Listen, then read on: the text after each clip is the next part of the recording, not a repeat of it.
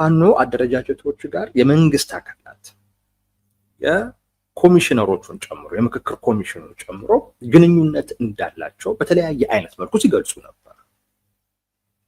የምክክር ኮሚሽኑ በተለይ ፕሮፌሰር መስፍን አርአያ የሚገናኙት ታጣቂ ቡድን እንዳለ ይናገሩ ነበር። እርግጠኛ አይደሉም በወቅቱ የፋኖ አደረጃጀት ብለውት ይሁን አይሁን እርግጠኛ አይደለሁም፣ ግን ከታጣቂዎች ጋር እንደሚነጋገሩ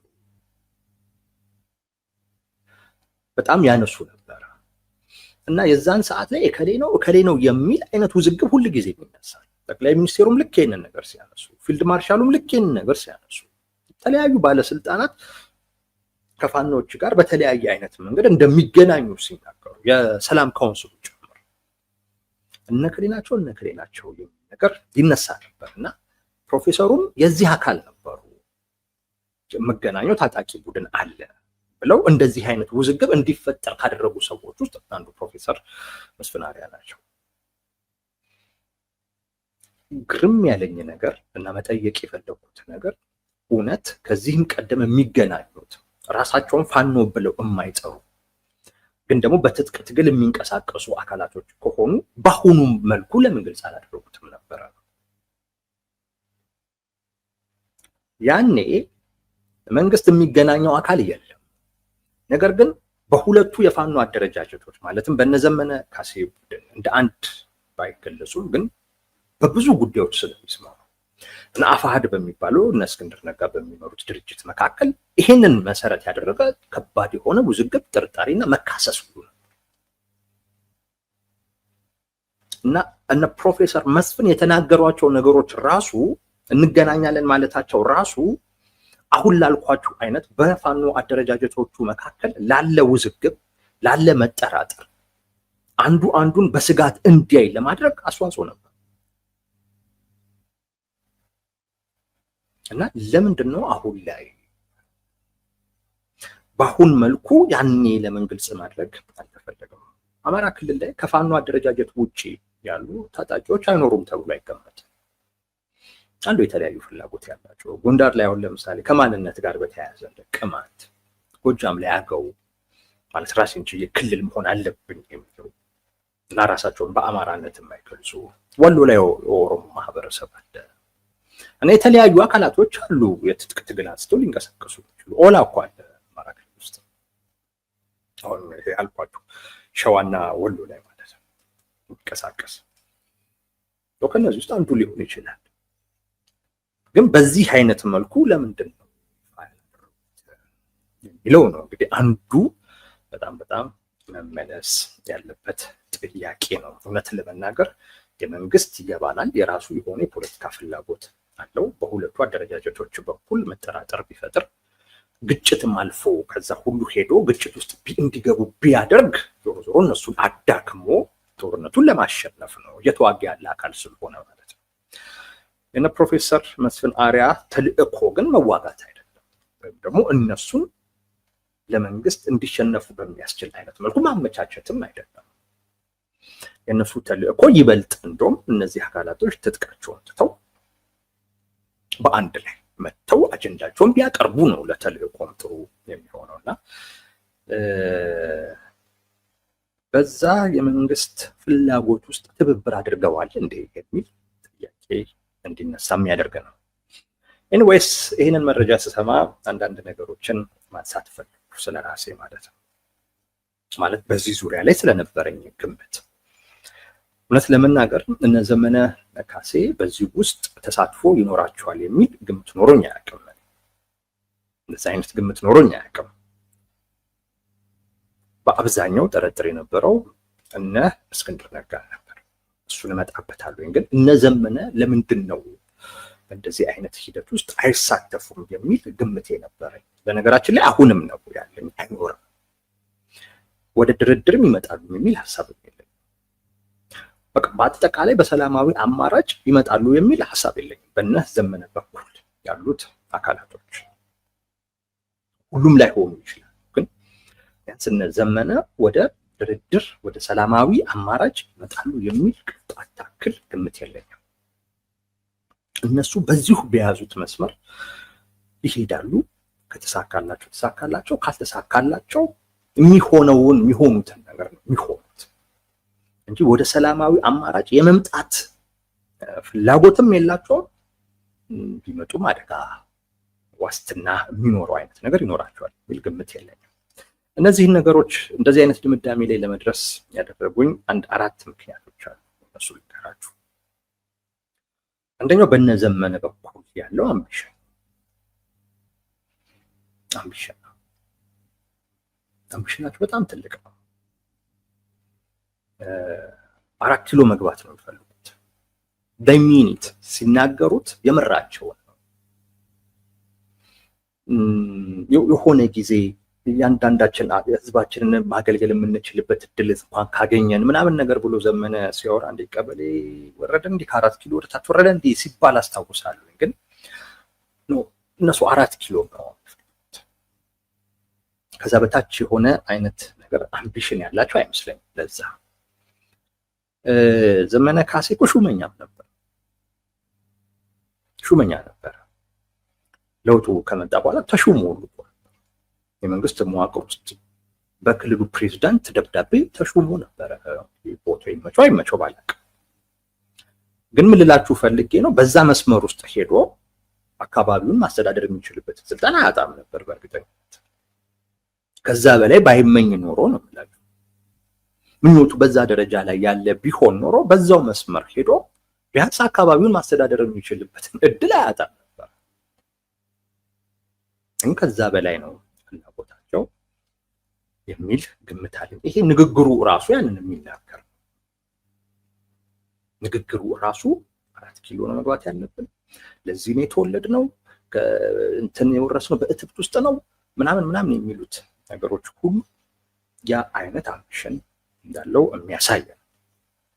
ኮዙ የአማራን ኮዝ የሚጠቀሙበት መንገድ የህልውና አደጋ ውስጥ ነው አማራ ነው። ነገር ግን ይህንን የህልውና አደጋ የሚለውን ኮዝ በጣም ለጥጦት ምንም አይነት ትችት፣ ምንም አይነት ተቃውሞ እንዳይደርስባቸው በሚያስችልና የህልውና ትግል ውስጥ የፈለግነው አካል ጋር ተገናኝተን የፈለግነውን ነገር አድርገን ሀገር የሚያፈርስ አይነት ውጤት የሚኖረው እንኳን ቢሆንም በዛ ውስጥ ተሳትፎ ስናደርግ ልንጠየቅ አይገባም ወደሚል አይነት ጫፍ ወስደው እንደ ልብ ለመጠቀም ሁሉ የሚያደርጉት ጥረት ከዛ ጋር የተያያዘ ነው። ብዙ ጊዜ ዘመነ ካሴ ኢቭን ለስልጣን ነው የምንታገል የሚለውን ነገር በጣም በግልጽ ማውጣት የጀመረበትን ምክንያት ከዛ ጋር የተያያዘ ነው። እነሱን እንደ ኮርቻ ተጠቅመው እንደ ፈረስ ተጠቅመው ስልጣን መያዝ የሚፈልጉ የአማራ ልሂቃን በሙሉ እንዲገነዘቡት በሚያስችል አይነት ነው እና ይሄን ካልተቀበላችሁት ድርጅቱ ይፈርሳል በሚል አይነት ነው ሲያስገነዝባቸው ሁሉ ይሄንን አምቢሽን ነው ለማንም አንሰጥም፣ ራሳችን ለአማራ ህዝብ ህልውና ታግለናል፣ ስልጣኑንም ደግሞ ይዘን ህዝቡን ከህልውና አደጋ የምንታደገውም ራሳችን እንዳታስቡት፣ በእኛ ጀርባ ላይ መታችሁ ስልጣን እንይዛለን የሚለውን እንዳታስቡ እና እያንዳንዱ በተለይ በአማራ ፋኖ በጎጃም በኩል ያሉ ውጪ ያሉ በጣም የምናውቃቸው ፐብሊክ ፊገር የሆኑ ፖለቲከኞች ራሱ ይሄንን አቋሙን በሚገባ ተገንዝበው ከሱ በታች ስለመሆናቸው በሚያሳይ አይነት መልኩ ነው ሲቀርቡ እንኳን የሚቀርቡት። የሱ አንድ ጉዳይ አስፈጻሚ ሆኖ ነው ሲቀርቡ እንኳን እና በዚህ ደረጃ እያንዳንዱ መሪ እንዲሉ አድርጓቸው እንዲሉት አድርጓል። ይሄ አምቢሽኑ የሚያሳይ ጉዳይ ነው። ጠቅላይ ሚኒስቴሩን ፖዚሽን የሚያደርግበት መንገድ ጠቅላይ ሚኒስቴሩ ድናቸው ጤናም የላቸውም፣ እሳቸው መምራት ከቻሉ እኛ እንዴት ያቀተናል ምናምን የሚለው ነገር ኢትዮጵያ ውስጥ ለመምራት የሆነ አይነት መለኪያ አለ። የሆነ ከትምህርት ዝግጅት ጋር ምናምን ነገር የተያያዘ ወረቀት ነገር ይፈልጋል እና ዘመን ያንን ያውቃል። ስለዚህ መስፈርትም እንዳታወጡ አይነት ነው። እሳቸው ከመሩት እኛ እንዴት ያቀተናል የሚለው አባባሉ ማለት ነው እና አምቢሽኑን ሁሉ ለስልጣን ያለውን ፍላጎት እንደው በጣም ከፍ ባለ አይነት መልኩ ጥም ሁሉ ልንለው እንችላለን። እሱን የሚያሳየው እንዲህ አይነት ሰው ለስልጣን የሚያቀርበው ካልሆነ በስተቀር ያን የሚፈልገውን ነገር ሊያስገኝለት የሚችል ካልሆነ በስተቀር የሚገኙ ከፊት ለፊት የሚመጡ እድሎችን አይጠቀምም አንለስ ያንን ስልጣን ማግኘት የሚያስችለው ካልሆነ እና 4 ኪሎ ሊሰጡን ከሆነ እንደራደራለን ሲል እውነቱን ነው። ከዛ ውጭ ግን አንደራደርም ሲል ማለት ብቸኛ ምክንያት አይደለም። ወደ ምክክር ኮሚሽን ብቸኛ ወደ ድርድር የማይገባበት ብቸኛ ምክንያት አይደለም፣ ግን አንድ ምክንያት ነው። በጣም የሚገፋው ይሄ ነው። ሁለተኛ የተገናኛቸው አካላት እነሱ ቡድኖች በሱ ዙሪያ ያሉት አካላቶች ወይም ቡድኖች ወይም አደረጃጀቶች ያልተነካኩት ኃይል የለም። ሀገር ውስጥም ከሀገር ውጭም በጣም ያልተነካኩት አካል የለም። ብልጽግና ውስጥ ተነካክተዋል፣ ህወሓት ውስጥ ተነካክተዋል፣ ከኤርትራ መንግስት ጋር ተነካክቷል፣ አልፎም ሊሆን ይችላል ኦሮሚያ ክልል ከኦላ ጋር ተነካክተዋል። ያልተነካኩት ነገር የለም እና በዚህ ንክኪ ውስጥ እናም ደግሞ ፍላጎታቸውን ደግሞ ለማስፈጸም ካላቸው የአቅም ውስንነት ጋር ያያዘም ደግሞ የአንዳንዶቹ ተላላኪም ጭምር ሆነዋል። እንደውም ዛሬ አንድ የድምፅ ቅጂ ወጥቶ ነበረና እነቱን ውሸትን ያላቅም ብቻ ግን ጎጃም ላይ ለካ ወግን ያለው ሲሉ የሰማው ነበረ። የፋኖ ምሬ ወዳጆ ከሱ ስር ያሉ ታጋዮች በሱ ስር ያሉ የሚንቀሳቀሱ አካላቶች አይ ቲንክ ወደ ጎጃም ሄደው የሆነ ነገር ደርሶባቸዋል መሰለኝ። ትንሽ ከአቅም በላይ ሆነ ያላሰቡት ድንገተኛ ነገር ደርሶባቸዋል መሰለና የአማራ ፋኖ በጎጃም የሚባለውም አካል አይ ቲንክ እንደጠበቁት አላገኙትም እና አይ ወግ ነው ለካ ምናምን እያሉ ሲያሟቸው እየሰሙ ነበር። አንድ ድምፅ ቅጅ ወጥቷል ሶሻል ሚዲያ ላይ። አሁን ትንሽ መነጋገር የሆነው ጉዳይ እሱ ነው። አቅም የለም የሚታወቅ ጉዳይ ነው። ግን አቅም ለማግኘት ሲባል የፈጠሩት ኔትወርክ ግን አለ። ኔትወርክ ናቸው በነገራችን ላይ ሚዲያ ላይ እና ኔትወርክ ላይ ጥሩ ናቸው። በሌላው ጉዳይ ሌሎች የፋኖ አደረጃጀቶች ከነሱ ሊሻሉ ይችላሉ። ግን ኔትወርክ በመፍጠር ረገድ እና ሚዲያ ላይ ያለው አደረጃጀት በጣም በጣም ጥሩ ሊባል ይችላል። ብቻቸውን መወሰን አይችሉም። አንዳንድ በጣም ትልቅ አቅም ካላቸው የውስጥ ከነሱ አንጻር ማለት ነው የውጭ አካላት ጋር ግንኙነት አድርገው ስለዚህ የሆነ ጉዳይ ለመወሰን እንደ ሌሎቹ ነፃነት የላቸው። በነፃነት መወሰን አይችሉም። ይሄም ራሱ አንድ ወደ ድርድር ወደ ሰላማዊ አማራጭ ወይ ወደ ምክክር ኮሚሽን ምናምን እንዳይገቡ የሚያደርግ አይነት ነገር ነው። ኢቭን በቀጥታ ማለት ነው ግን በተዘዋዋሪ አይነት መልኩ እንዳይሞክሩት የሚያደርግ ነው። ይበልጥ አቅም እየተዳከመ ሲመጣ ይበልጥ ተቀባይነት ደግሞ ያነሰ ደግሞ ሲመጣ ከነዚህ አካላት ጋር ያላቸው ግንኙነት በጣም እየተጣበቀ እና የህልውናቸው መሰረት እነሱ የሆኑ ነው። እነዚህ ከነሱ አንጻር አቅም አላቸው የሚባሉት የውስጥ እና የውጭ አካላቶች የህልውናቸው አስጠባቂ ነው የሚሆኑት። ስለዚህ ትዕዛዝ አስፈጻሚ እንጂ ኢቭን እንኳን ይሄን አናደርግም ምናምን የሚል አይነት ድርድር ውስጥ ላይገቡ ይችላሉ። ብቻቸውን የመወሰን ፍላጎት ማነው አቅም የላቸውም፣ ነፃነት የላቸውም። በዚህ ምክንያት ሊገቡ ይችላሉ ብዬ አላስብም። አዛዦቻቸው ወይም ተልዕኮ የሚሰጧቸው አካላቶች ይህንን ፍላጎት ስለሌላቸው ማለት ነው። ሶስተኛው የፈጠሩት የፖለቲካ ማህበረሰብ ወይም ደጋፊዎቻቸው በተለይ እዚህ የአማራ ፋኖ በጎጃም ኤቭሪቲንግ ነው የሰጡት። እንደኔ ኪሳቸውን እንዲዘርግፈው ነው ሁሉን ነገር ነው የሰጡት። እና እነዚህ ደጋፊዎች የሚፈልጉት ነገር እነሱ 4 ኪሎ እንዲገቡ ባለፈው ነግሬያቸዋለሁ። የሆነ የጎጥ ሐሳቢያ እኛንን ገብተን ማናቀው የሚል የሆነ የፖለቲካ ማህበረሰብ አለ። በቃ እኛንን ልንመራው የሚገባው ዘመነ ካሴ እኮ ማለት እኮ ይላሉ የአማራ ብሔርተኝነት የሊትመስ ፔፐር ነው። አንተ ብሔርተኛ ነህ አይደለህም የሚባለው ዘመነ ካሴን በሚመለከት ያለ አቋም ነው ይላሉ የሱ ደጋፊዎች። በቃ የሱ ደጋፊ ከሆንክ ብሔርተኛ ካልሆንክ አይደለም። የሱን መሪነት ከተቀበልክ ብሔርተኛ ነህ፣ ካልተቀበልክ አይደለም አይነት ነገር። ደጋፊዎቻቸው በዚህ ልክ ናቸው እና የተግባቡትም ደግሞ ዋናውን ቦታ መያዝ አለብን። በዛ ነው የተሰበሰበው። ይሄ ደጋፊ እንዳለ ኪሱን ዘርግፎ የሰጠው ለዚህ ዓላማ። አሁን ይሄ ዓላማ አልሳካ ቢል፣ አቅምም እየተዳከመ ቢመጣ፣ ይገኛል የተባለውም ድጋፍ እየቀዘቀዘ ቢመጣ፣ በሌላ መልኩ ተወጥሮ ለዛ ቢውልና እዚህ ጋር ቢቀዘቅዝ፣ ሰላማዊ አማራጭን ልውሰድ ቢልና ዘመንና ቡድኑ፣ እነዚህ ደጋፊዎች መጀመሪያ መስዋዕት የሚያደርጉት ዘመንና ቡድኑ ያላቸውን ነው የሰጡት። ሪስክ ወስደው የሚታወቁ ባለሀብቶች።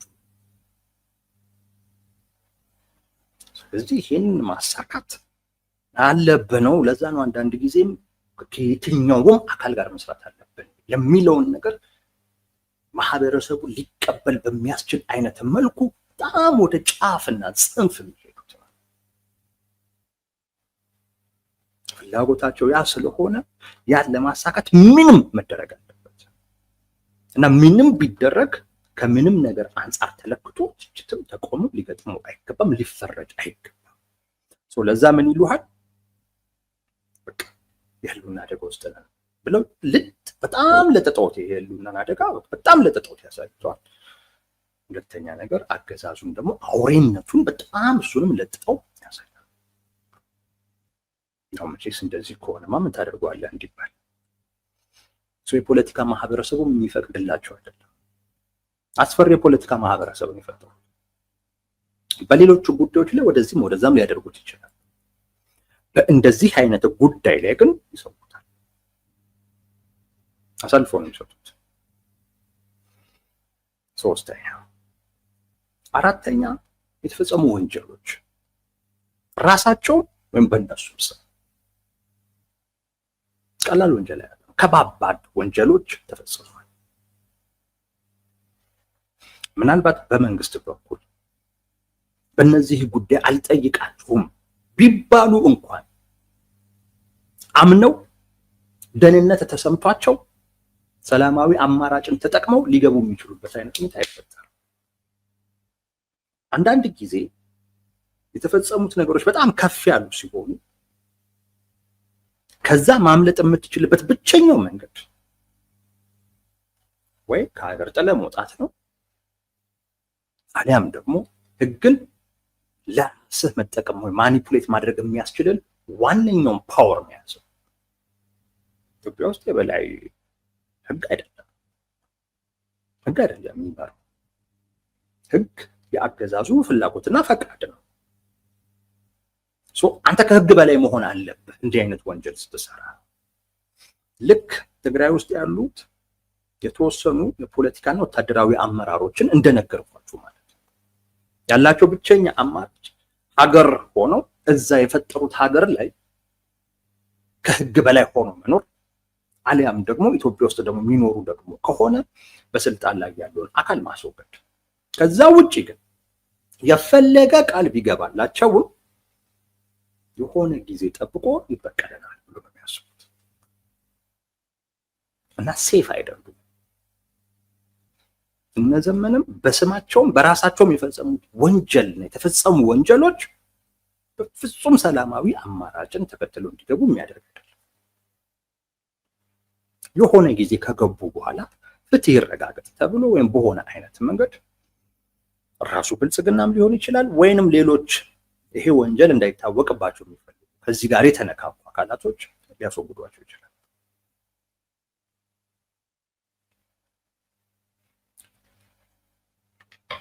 ስለዚህ ከያዙት መንገድ ውጪ ሌላ እንዲህ ማለት ነገር የለም። ያስመታል። የገቡበት ነገር በጣም አደገኛ በጣም አደገኛ። በዚህ ምክንያት እነሱን አልጠረጥርም፣ አልገምትም። ጠቅላይ ሚኒስቴሩ ራሱ አንደራደር የሚሉት ናቸው እኮ እንዲህ የሚደራደሩ ሽማግሌ የሚልኩት ሲሉ ሰምቻለሁኝ። ግን ሊሆን ይችላል ግን በተወሰነች ደረጃ መተንፈሻ ካልሆነ በስተቀር ያው ጦርነት ውስጥ ስላሉ እንደዛ ካልሆነ በስተቀር በፍጹም በሰላማዊ አይነት መንገድ ችግሩን ለመቅረፍ ፍላጎት ይኖራቸዋል ብዬ በእነዚህ በኩል አላስብም። ከኖራቸው ይገርመኛል። በያዙት መንገድ ከመቀጠል ውጪ አማራጭ ያላቸው መስሎ አይታይም።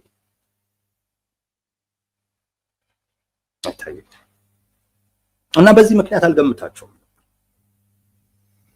ባይሆን በእነ እስክንድር በኩል እሱም ግን በተወሰነም ደረጃ ጥርጣሬ ቢኖረኝም እነሱ ግን እንደዚህ አይነት አጋጣሚዎችን እድሎችን ሊጠቀሙ ይችሉ ይሆናል የሚል ግምት ነበረኝ። አንዱ እንደዛ እንድገምት ያደረገኝ ነገር እነ ዘመነ ይሄን አያደርጉም ከሚለው እነ ዘመነ ይሄን ካላደረጉ ግን እየተገናኘ ያለ አካል ግን ካለ ደግሞ በቃ ከነሱ ውጭማ ሊኖር የሚችለው አካል የነ እስክንድር አፋሕድ ነው በሚል እንጂ እነሱም ቢሆኑ ወደ ድርድር ስለተባለ ብቻ ይገባሉ ብዬ የሚል ግምት የለኝም። እንደዛ እንደማይሆን እንድትገምት የሚያደርጉ ብዙ ነገሮች አሉ። ለምሳሌ አሁን እስክንድርን ብትወስዱት ሰላማዊ አማራጭን ትቶ ነው ወደዚህ ገባ። ሰላማዊ አማራጭ ተስፋ ቆርጦ ማለት ነው። ወይም ችግሩ በዛ አይፈታም። በሰላማዊ መንገድ ግባ እኮ ማለት ምን ማለት ነው? ወይ ስልጣን ይሰጥ ነው፣ አሊያም ደግሞ በሰላማዊ መንገድ ደግሞ ትግልን ታገል እንደማለት ነው። ትቶት የሄደውን ነገር ተመልሶ የሚገባበት አይነት መልኩ አይኖርም። ትልቅ ዋስትና ካላገኙ በስተቀር ትጥቅ ለማንሳት ምክንያት የሆናቸው ነገር እንደሚፈታ ዋስትና የሚሰጥ ነገር ከአገዛዙ ካልመጣ በስተቀር እሱን አምኖ ይገባሉ የሚል ግምት የለኝም። በእነሱም በኩል ትክክልም ነው ብዬም አስባለሁ። ያው እነሱም አሁን ላይ ትንሽ እየተዳከሙ ከመምጣታቸው ጋር በተያያዘ ኔትወርክ ለመፍጠር እየሞከሩ ያሉትን ጥረት አያለሁ። እንዲህ አይነቱ ነገር ግን ነገ ከነገ ወዲያ የበለጠ አደጋ ውስጥ የሚከት ነው። እኔ አማራን የሚያክል ትልቅ ህዝብ ተይዞ እርስ በርስ በመከፋፈል ምክንያት በራስ የመወሰን ነፃነትን እስከ ማጣት ድረስ የሚያደርሱ አይነት ነገሮች ውስጥ መግባት ይጠቅም አይመስለኝም።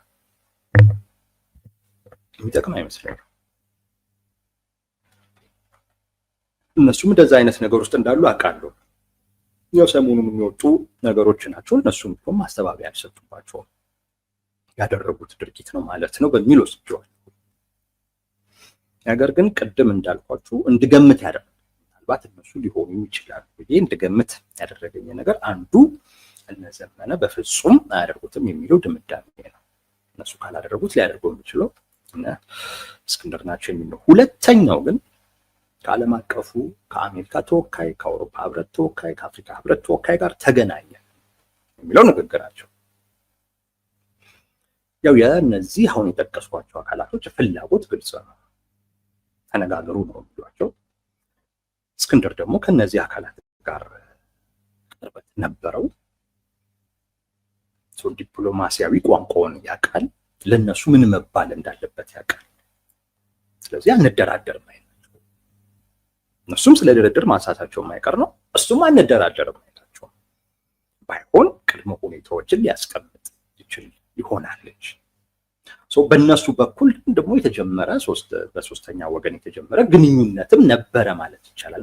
መንግስት ፈቅዶላቸው ስለሆነ ከነሱ ጋር የተገናኙት እሱን ሳይ ከመንግስት ጋር የተገናኙት እነሱ ናቸው። ለፕሮፌሰር መስፍን አርያም አጀንዳ ያስያዙት እነሱ ናቸው የሚል ግምት ነበረኝ። ያው ግምታችንን ፉርሽ የሚያደርግ ነገር ነው ፕሮፌሰር መስፍን የተናገሩት። ግን ቅድም እንዳልኩት ለምን ዛሬ ትናንት ማድረግ ለምን አልተፈለገም? በሁለቱ የፖለቲካ ማህበረሰቦች መካከል ደጋፊዎቻቸው መካከል የነበረው ጥርጣሬ እንዲሰፋ ተፈልጎ ነው ወይ? እና ይሄ ምክክር ኮሚሽን በዚህ ረገድ የመንግስትን ፍላጎት እየተባበረ ነበረው?